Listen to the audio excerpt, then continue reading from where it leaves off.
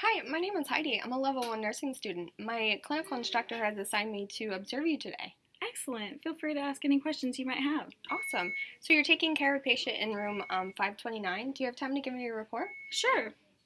Let me check the chart. I'll give it to you in the typical SBAR fashion because I'm sure they're teaching you that in school, correct? Well, the patient came in with he went into his doctor's office for a non-healing sacrum ulcer. It's a stage 3, full thickness, and it measures about 4 by 1 centimeters, and the skin around it is a little red. So she is an 80-year-old female, and she's 5 feet 5 inches tall, 175 pounds. She's alert and oriented times 3. She's cooperative, but a little anxious, probably because of the pain. And her pupils are perla, they're about 2 millimeters. She is able to move all extremities. She does have some pain at a level 6 on a scale out of 1 to 10 pain scale. However, she states that it's an acceptable pain level for her and she doesn't want any pain medications. So we'll just continue to make sure she is comfortable with non-pharmacological therapy until, if she changes her mind. Some of her vital signs are, her lung sounds are slightly diminished but clear in all 4 quadrants. She does have a non-productive cough, and her heart rate is 88 beats per minute, S1 and S2 with a normal rhythm and no murmur or gallops. She is right now, they don't want her to have anything to eat just because she is scheduled for surgery tomorrow. And she has an IV on her right hand. The doctors ordered the wound to be cleaned with normal saline and dressed with hydrocolloid dressing. And she's scheduled for surgery tomorrow for an irrigation and debridement of the sacral bone. She does have some medication ordered, the gentamicin 4 milligrams, and also for a primary IV of normal saline with potassium chloride. So in a little bit, I'm going to administer that to her. Okay, great. Thank you so much for answering all my questions. Do you mind if I ask you a couple more about the med administration and then watch you demonstrate it? No problem at all. What questions do you have? Why specifically is this client receiving this medication, and what action does it have on the body? Well, the patient's receiving the gentamicin for the ulcer that she has on her sacrum. Should you question administering this medication? I would question this medication when the patient has a known allergy to any of the immunoglycosides. Okay. Does this medication have a therapeutic serum level? It does not have a therapeutic serum level because its dose is based on the person's weight. Okay. What vital signs would you want to monitor when this patient's receiving the medication? The vital signs should be, you want to monitor the respiratory rate, the blood pressure, the heart rate, the temperature, urites and prurites. Okay. And which physiological parameters would you want to monitor when the medication is being administered? Kind of the same things that you just told me? Yeah, similar to the vital signs that you're going to watch. Okay, well that makes sense. What interventions would you teach the patient if she was taking this at home and then in the hospital? Well, the interventions that need to be taught in the home setting are to complete the entire amount of the prescription. A lot of people, start to feel better and then they stop taking the dose. The patient should understand that it's important that she take the full thing because otherwise it could result in resistant bacteria. So the patient should also be taught the signs and symptoms of adverse reactions because an adverse reaction can happen at any point. Okay. And they should be taught, the importance of, in the hospital setting, alerting a staff member. Also, in the hospital setting, it's important to perform the 5 rights, to do that check, the right time, right dose, right patient, right route, and right medication. You want to verify all these against them are on the computer as well as asking the patient if she knows why she's receiving the medication. And that's just another way that you can make the medication administration safe in the hospital setting. Oh, okay. Great. What side effects or potential adverse reactions would you want to monitor for? Well, the patient could develop a rash, nausea, fatigue, vomiting, and those are just the most common adverse effects. Any sign of, the infection getting worse instead of getting better. Okay. How will you know if this medication is effective and is working? Well, it's a broad spectrum antibiotic. It specifically works for the bone and the soft tissue infections. So when it starts to work, we'll see the wound starting to get better, and we'll see less white blood cells in the blood serum. Okay, great.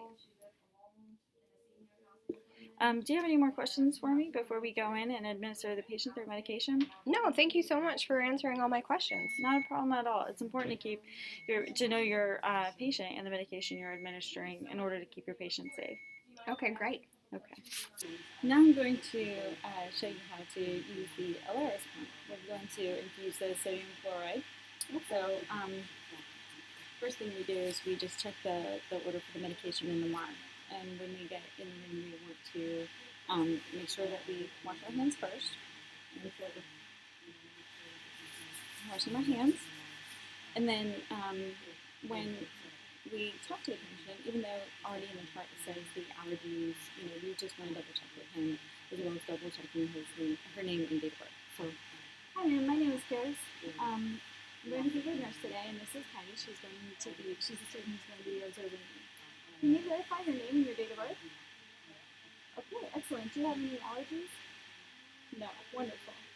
And so when she tells you her name and date of birth, you also need to double check it against the allergen. Okay. And so, let's see. Now we're administering the potassium chloride and also the gentamicin, and that's just for your sacral ulcer. Okay, it's an antibiotic. Do you have any questions about it? Okay. So, first thing you want to do is, when you're ready, you don't want to turn on your pump just yet because then it'll start making all this noise. You want to spike the bag, and as you spike it, you want to make sure that you keep this part sterile as it goes in. You don't want to touch it with your fingers or anything. The bag. Now, again, you do more checks just to be safe. You're going to double check the medication and the expiration date. And so we have the normal saline and the 20 chloride. So and the expiration date is 7/17. So we're good with that. And then we also check it in the MAR to make sure that it's you want to check your 5 rights: right patient, right route, right dose, the right time, and the right amount. Okay. So we're looking in the chart here. We're going to scan the patient's armband. What's your birthday? Okay. And then we select the medication. And we scan the medication on the sheet. And it comes up green, which means that it's verified. It's another check that they do to make sure that we're administering it correctly. Okay, so now to set up the pump, I'm just going to put this up here for now, so it's not in my way. To set up the pump, first you want to turn it on. I'm going to be already in the normal saline rate. Okay, and it's asking me if it's a new patient. You just hit yes.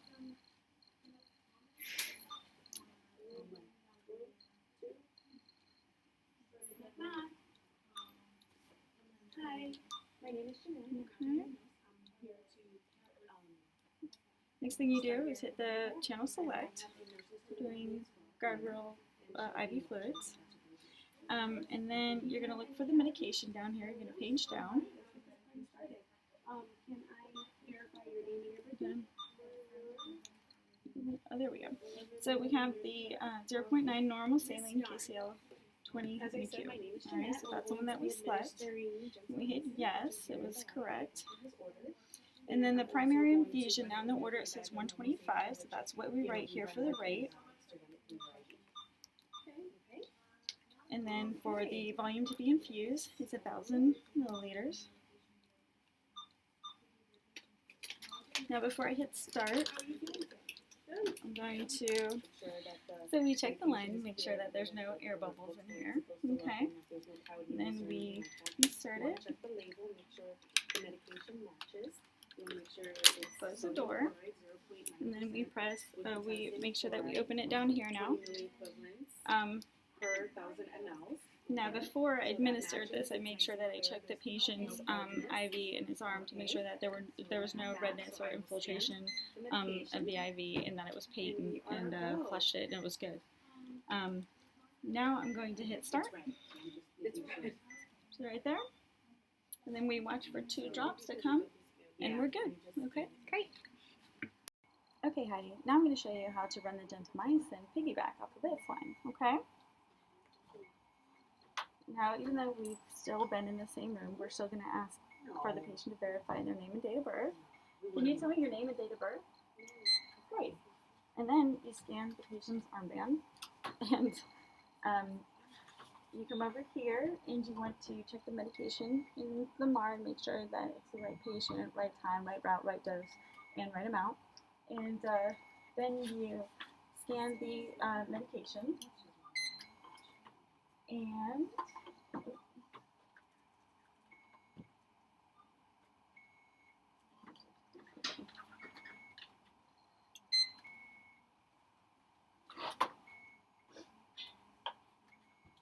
and then you scan the medication.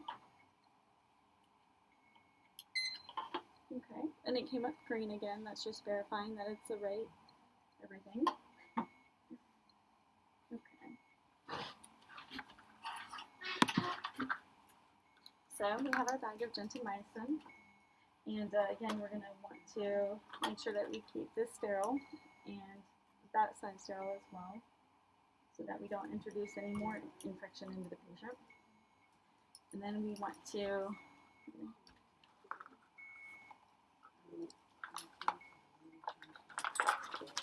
hang this lower than the gentamicin. We make sure that we take our alcohol swab and wipe this side for 20 seconds. And then we're also going to wipe this side here for 20 seconds, just to make sure everything's clean and sterile. Okay, now that that's on, I'm going to take it and just kind of do a backward flow, make sure that we get all the air out of the line, okay? Alright, everything's good with that. Now we're going to set up the pump. And so we go to channel select, we select secondary, and then we select we go down, gentamicin, and it's asking us a couple different selections. We're going to select once daily, and there is, let's see, 4 milligrams. It's asking us if that's a format we want it, so the drug amount is 4 milligrams. The volume to the milliliter is 50 milliliters. The patient weight is 52, so we enter that. And then we hit next. It's asking us to confirm and proceed. We select yes. And then now we're going to hit start. I'm going to make sure before I hit start that my line is wide open. Okay? And then start. Okay? Great. Thank you so much for showing me that. No problem. Thank you so much for demonstrating that safe medication administration. I just have a couple more questions if you don't mind. Sure. Were there any pertinent pieces of information you reviewed before administering the medication? Well, I administered the, I checked the MAR to make sure that I had the, the right medication, right route, right dose, right time, right patient. It's always important to do those checks several times. I also made sure that I reviewed the patient's allergies before administering it. Okay. So did this information affect the decision to administer the medication? No, because everything was in the right place. Everything was correct. If it wasn't, then I would have questioned it, but it was correct. So You're all good. We went through,